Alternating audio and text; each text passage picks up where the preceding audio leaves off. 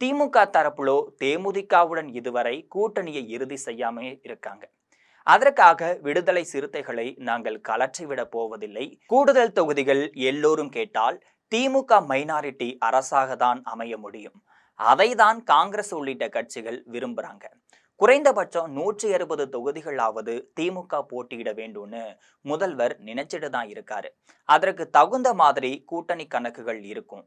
விசிகாவை சமாதானப்படுத்தவே ராமதாஸ் தரப்பை இப்போது கண்டு கொள்ளாமல் இருக்கிறது தலைமை என்கின்றார்கள். ஏற்கனவே தலித் ஓட்டுகள் பெரிய அளவுல தாவேகாவிற்கு செல்லும் என்று உளவுத்துறை ரிப்போர்ட் ஒன்றும் கொடுத்திருக்காங்க. இந்த நிலையில தான் விடுதலை சிறுத்தைகள் கட்சியை அரவணைத்து செல்ல வேண்டிய நிலை திமுகவிற்கு வந்திருக்கு.